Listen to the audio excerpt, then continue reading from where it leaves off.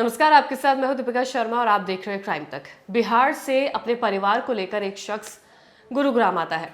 वो वहां पर अपने परिवार के साथ रहता है, जहां पर वो अपनी पत्नी और एक बच्चे के साथ रहता है। और गुरुग्राम में ही एक गारमेंट की कंपनी है, जहां पर वो ठेकेदारी का काम करता है। तो अच्छी खासी जिंदगी चल रही होती है, लेकिन फिर वही कहानी घूम फिर कर आती है जो लगातार हमें आसपास नजर आ रही है। कहानी दरअसल ये है कि विक्रम अपनी पत्नी सोनी के साथ गुरुग्राम स्थित एक घर में रह रहा होता है। उसके बाद वो रोज अपने काम पर जाता है, लेकिन एक तीसरे बंदे की एंट्री होती है। उस तीसरे बंदे की एंट्री कैसे होती है, क्यों होती है और फिर इसके साथ क्या होता है, वो कहानी में आपको आगे बताएंगे।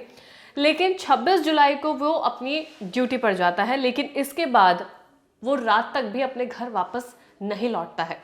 चिंता होने पर उसके भतीजे राकेश ने कंपनी में कॉल करके पूछा कि वो कहाँ है, लेकिन कंपनी वालों को नहीं पता था और उन्होंने बता दिया कि भाई वो इस वक्त आया था और इस वक्त वो अपनी वहां से निकल चुका है। इसके बाद उसकी तलाश शुरू हुई। पत्नी सोनी ने 28 जुलाई को गुमशुदगी की रिपोर्ट दर्ज कराई अपने पति के लिए। परिवार के लोगों को पत्नी पर शक हुआ। शक इस वजह से हुआ जब पता चलता है कि उसका पति लापता है। 2 दिन हो गए हैं, वो मिल नहीं रहा है।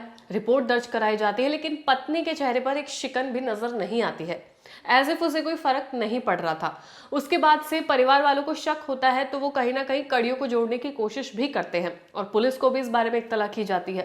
पति के बारे में जब वो नहीं मिल रहा होता है, तो उसके हाव भाव कुछ भी उसमें बदलाव नजर नहीं आ रहा होता है।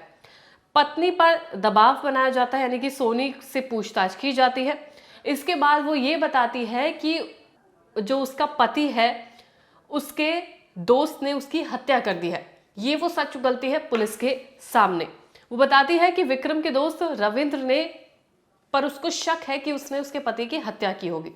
उसने ये तक कहा कि रविंद्र ने उसके साथ रेप भी किया है और उसकी कुछ ऐसी आपत्तिजनक वीडियोस बनाए हैं जिसके बल पर वो उसे डराता है, धमकाता है और उसको ज्यादातर उसको मैनिपुलेट करने की कोशिश करता है, उस पर दबाव डालता है।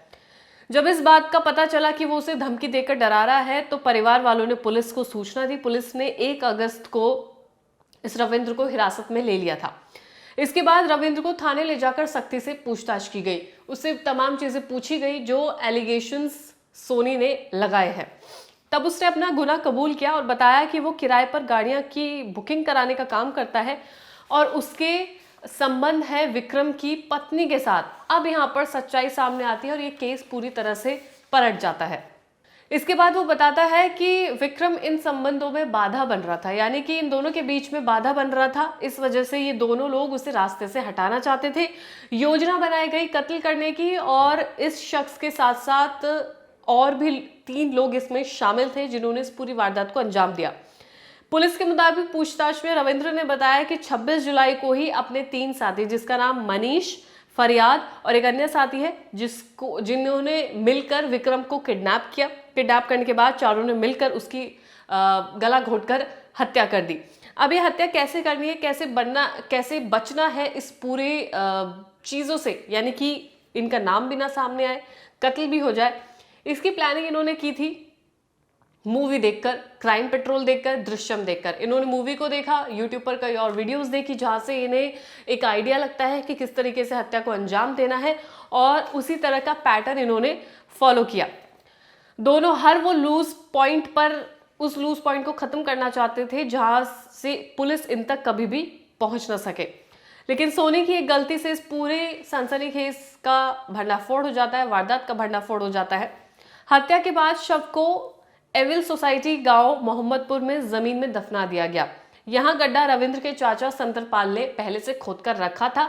इस प्लानिंग को पहले से किया गया था। संतरपाल को बताया गया था कि वो विक्रम को हटाना चाहता है, विक्रम को मारना चाहता है।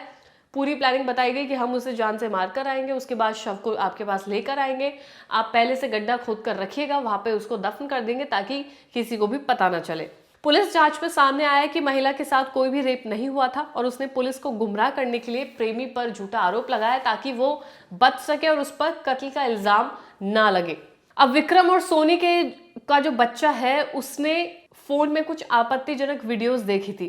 माँ के रिश्तों का खुलासा हो सकता था, इस वजह से इस महिला ने, सोनी ने, ये प्लान बनाया कि वो अपने पति को ही रास्ते से हटा देगी, क्योंकि इसे पता था एक ना एक दिन उसका बच्चा अपने पापा को जरूर बताएगा और इस पूरी बात का खुलासा हो जाएगा, जिसके चलते वो पहले से ही अपने पति को रास्ते से हटाना चाहती थी। आरोपी रविंद्र और सोनी देवी ने विक्रम की हत्या करने के बाद शव को ठिकाने लगाने के लिए यूट्यूब पर कई तरीके भी देखे। अब जो संतरपाल है, जो आरोपी का चाचा है, उसने रविंद्र को गोद लिया था। हत्या की प्लानिंग के तहत रविंद्र उससे मिलने पहुंचा, उसके बाद उसे सारी चीजें समझाई गई और पूरी वारदात को अंजाम दिया गया। इस दौरान महिला सोनी ने आरोपी रविंद्र के साथ फोन के माध्यम से वो संपर्क में रही जब तक पूरी हत्या को अंजाम दिया जा रहा था, वारदात को अंजाम दिया जा रहा था। लगातार सोनिया अपने प्रेमी के साथ फोन पर थी, उसे हर एक अपडेट टाइम टू टाइम मिल रही थी कि अब क्या हो रहा है, यानी कि उसके पति का कत्ल हो रहा था और फोन पर वो लगातार तमाम अपडेट्स ले रही थी। इस तरह की पत्नी की ये पूरी कहानी है।